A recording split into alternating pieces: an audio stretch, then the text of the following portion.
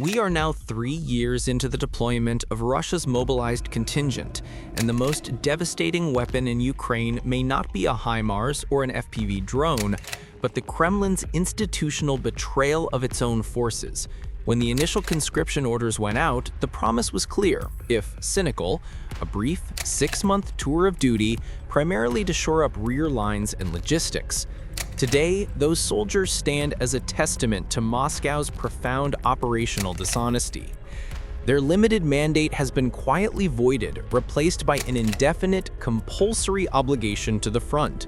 They are no longer temporary reinforcements. They are the war's permanent, disposable manpower pool. This is FPV Explainer, where we break down the most fascinating stories in drone warfare. If you're enjoying this deep dive, hit the like button, subscribe, and drop a comment telling us what topic you want to see next. Your feedback shapes our future videos and keeps us bringing you clear, detailed analysis from the front lines. The psychological fracture this has created is total. These men were drawn from civilian life, from the delivery routes, the power grids, the schoolrooms. They embraced a narrative of temporary national necessity. Yet, for over 2 years past their supposed release date, they've been trapped in a state of terminal limbo. The internal communications we monitor are harrowing. They are not asking for victory. They are begging for a release date. One widely circulated message, a lament from the trenches, captures the essence of this crisis. "Motherland, tell us the term. How many more of us must die?" This is not simple combat fatigue. It is moral collapse rooted in existential uncertainty. Every festive date, New Year's Day, even rumored negotiation periods, is seized upon as a potential lifeline, only to be crushed by silence or an order to pick up winter gear. This continuous cycle of raised, then dashed expectations is arguably a more effective demoralizer than enemy fire. It confirms what they suspect. They have been deliberately abandoned. They realize the cost of their patriotism, a term they now view as an indefinite sentence, is far greater than the $50 or $100 fine they could have paid to avoid the call-up entirely. They were deemed replaceable the moment they arrived, and that realization has turned their commitment into a volatile cocktail of anger and despair. The Kremlin's strategy here is brutally transparent: to use these men as a cheap, continuous source of attrition filler, circumventing the need for a politically unpopular second large-scale mobilization. But in doing so, they have shattered the trust between the soldier and the state, sacrificing the long-term morale and cohesion of their forces for short-term tactical expediency. The mobilized cohort now views the home front, the Russia that parties and drinks beer, with open hostility. They are a forgotten caste, and this profound sense of non-existence is the foundational failure of Russia's manpower strategy. If the first act of demoralization was the broken promise of a return date, the second is the institutionalized coercion, the systematic elimination of any choice other than indefinite service or likely death. This is where the Kremlin transforms apathy into outright terror, forcing its demoralized troops to sign away their last vestige of civilian rights. The mobilized men who clung to their initial conscription papers as evidence of a finite obligation are now facing a brutal ultimatum. Reports from independent Russian outlets, citing communications from the front, describe commanders giving soldiers an impossible choice: sign a new open-ended contract with the Ministry of Defense, or be reassigned immediately to meat grinder assault groups. This tactic is a direct mechanism for battlefield rotation. It replaces the need for a politically toxic fresh wave of mobilization with a brutal form of internal conscription. This pressure is intense and constant. Soldiers who refuse the contract are being utilized as disposable human wave attackers to gain marginal, localized territory. The survival rates in these punishment detachments are horrifyingly low. By tying refusal to deployment in high-casualty sectors, where units are sent forward with minimal training and deficient equipment to take enemy strongholds, the command structure ensures compliance.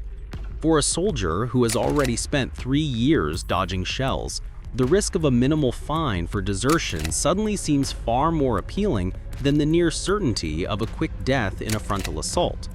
They are literally choosing prison over the trenches. What's even more sinister is how this coercion intersects with the technological reality of the war.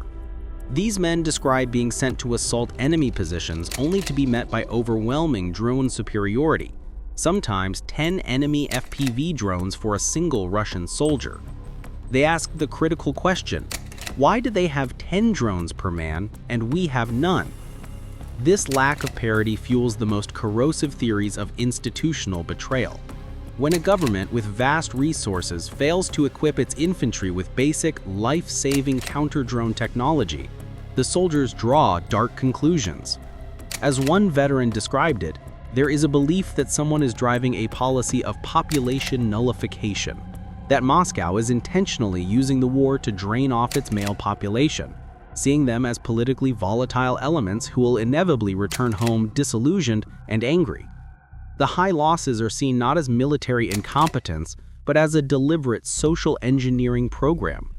This psychological feedback loop is devastating. If I sign the indefinite contract, I condemn myself to endless service. If I refuse, I am instantly transferred to a suicidal mission. The military has weaponized the soldier's primal desire for survival against his fundamental human rights. They are not fighting for territory or ideology anymore. They are fighting an institutional enemy that actively views them as less valuable than the drones being used against them. This creates the paradoxical situation where the very soldiers forced onto the line are now the ones propagating the most extreme conspiracy theories, that leadership is corrupt, that the war goals are a lie, and that the only certainty is their continued suffering.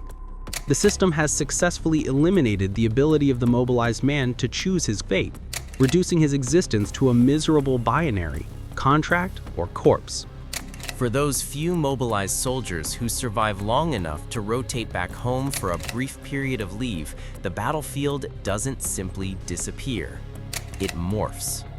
They return, not to solace and gratitude, but to a chilling sense of alienation, a deep psychological break from the society they are supposedly fighting to protect.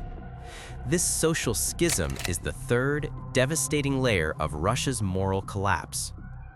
After 3 years of relentless combat, loss, and disillusionment, these men perceive their sacrifice as invisible. The state's controlled media apparatus ensures the war remains a distant, abstract concept for most urban Russians, a background hum of patriotic rhetoric that masks the bloody reality. The mobilized troops see their countrymen, quote, partying and drinking beer while remaining willfully ignorant about where the front line even runs. This contrast between the extreme sacrifice and the comfortable indifference breeds a poisonous resentment. As one soldier bitterly noted, no one cares about this topic. They're all just drinking. This resentment quickly hardens into hostility toward the very civilian population they left behind. The soldiers feel like a disposable, forgotten caste. They are the pariahs who were forced to fulfill a duty that everyone else successfully outsourced.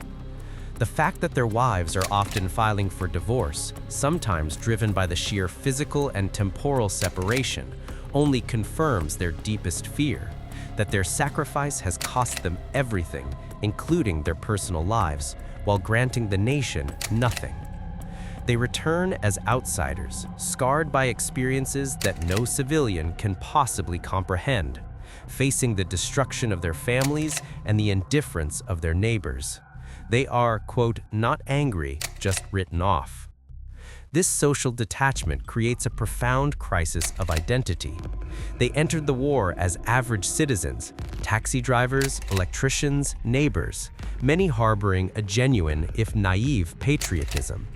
Now they are disillusioned, hardened veterans who recognize that their principles were punished. As one veteran candidly stated, quote, patriotism in current realities is punishable, and they don't give a damn about us. They've lost their faith in the Russian system.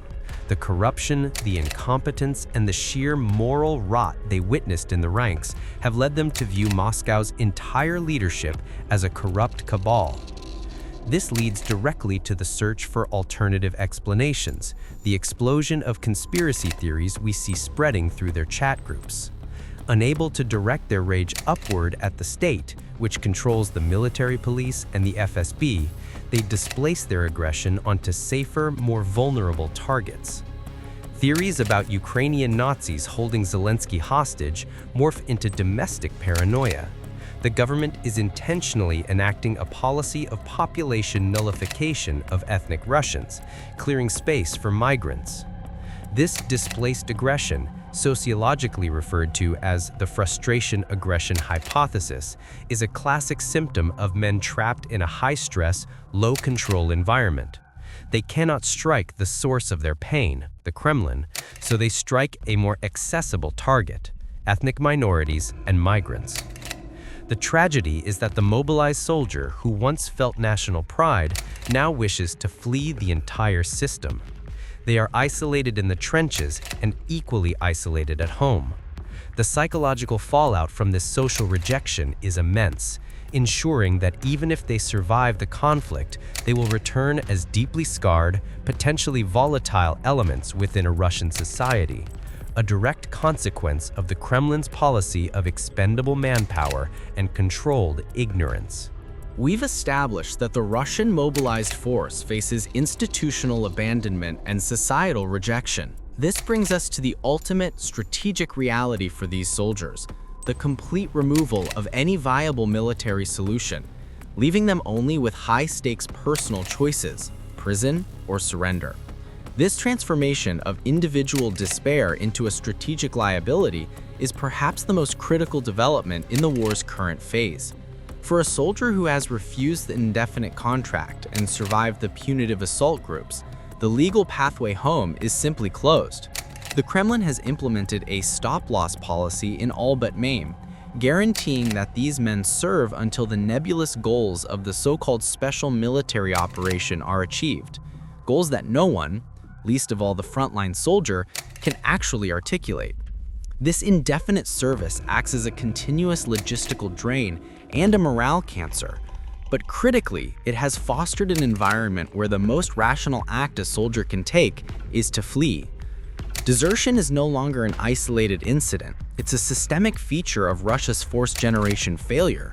The text reports soldiers actively discussing the comparative merits of going AWOL to Sochi versus turning themselves in for a potential short prison sentence. They are weighing the immediate, deadly risk of the front line against the calculable, limited risk of the Russian penal system. This signifies a total loss of faith in their own military and political leadership.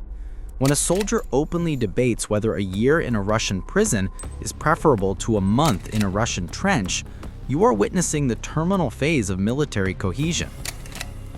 The scale of this issue is so vast that the military is forced to divert active units, such as Kommandantsky Rote, commandant's companies, to the continuous, exhausting task of hunting down their own troops. Daily streams of search orders and orientations are circulated, confirming that the front line is leaking manpower faster than command can plug it with new contracts. This creates a vicious cycle. As more troops are dedicated to policing and retrieving deserters, fewer are available for combat, further increasing the burden and risk on those who remain, thereby incentivizing more desertions. It is a self-defeating spiral of internal attrition. Crucially, this despair translates directly into a strategic opportunity for Ukraine. The psychological breakdown of the mobilized force feeds directly into successful Ukrainian operations, like the I Want to Live, Hochujit surrender hotline. Soldiers are not only fleeing from the Russian state, but they are increasingly choosing to defect to the enemy. When a soldier realizes that his own government views him as disposable, a sacrifice to a policy of population nullification, the incentive to save one's life by changing sides becomes overwhelming. This is the ultimate erosion of command authority. A military cannot function when its rank and file actively believes they are being sacrificed by their own side. The mobilized contingent has reached a stage where survival is the only ideology. Whether they choose the woods of Sochi or a Ukrainian POW camp, their actions directly deplete Russia's combat power. The choice for these men is clear, stark, and absolute. Submit to indefinite service and risk death, or choose a pathway, any pathway, that removes them from the battlefield. For those on the receiving end of Russian attacks, the rising rates of defection are a quantifiable sign that the Russian army's moral foundation is crumbling. We have charted the path of the mobilized soldier, from broken promises and institutional coercion to absolute alienation. The final critical consequence of this collapse is a strategic erosion, a defeat that the Kremlin is suffering not on the map, but in the collective memory and attention of its own populace. This is the moment the soldiers realize they have become politically and socially invisible. The greatest fear of any soldier is not death, but meaninglessness. For Russia's mobilized forces, this fear is realized daily. They see the Russian government, through its tightly controlled state media, acting as if the war is proceeding normally, focusing only on distant, abstract goals, liberating territories no one can name, or cleansing fictional Nazis. The actual human cost, the 15,000 confirmed dead, the tens of thousands wounded, the families destroyed, is erased. This deliberate act of erasure by Moscow is viewed by the men in the trenches as the ultimate act of contempt. The soldiers are painfully aware that their struggle has been successfully marginalized. They demand, how do we get the Mobbiks into the media space? How do we get them to talk about us on Channel 1? This plea is desperate. They understand that their political leverage, the only leverage they have left, is contingent on public visibility. But the government's refusal to set a date for rotation or demobilization is sustained entirely by the domestic silence. The fact that the average Russian citizen is more interested in drinking or partying than in war. This collective apathy at home compounds the tactical disaster at the front. The mobilized forces are now openly discussing how they have become a tool for attrition warfare, not for strategic victory. When they are asked about the war's objectives, they can only offer vague, contradictory, and often cynical answers. Some cling to the initial, defunct goals, Luhansk, Donetsk, or Kherson.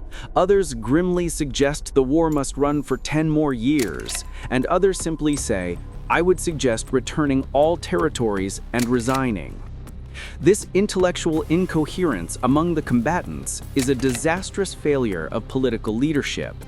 A military unit cannot fight effectively when its members cannot agree on or even identify what they are dying for. The result is a force that is dangerously unpredictable. We see simultaneous, contradictory ideologies existing in the same trench, a soldier demanding an end to the madness, lies, and hypocrisy, while moments later advocating for a large-scale war against NATO and the cleansing of all Ukrainians. This ideological instability, this immediate swing from absolute disillusionment to radical aggression, is the final warning sign for the Kremlin. The mobilized men are being set up to be the ultimate scapegoats. They correctly predict their fate. The boss will say, "Thank you." The next one will come and say, "I never promised you anything." And at home, they'll say, "We didn't send you there." The political contract is fundamentally broken, and the human wreckage, these thousands of men who have sacrificed their health and families, are poised to return home not as heroes, but as forgotten liabilities, fueling long-term social instability in Russia. The lack of clear goals, combined with the extreme political devaluation of the soldier's life, means that the Kremlin has successfully defeated the morale of its own army, ensuring that for the mobilized, there is indeed no chance of a satisfactory resolution.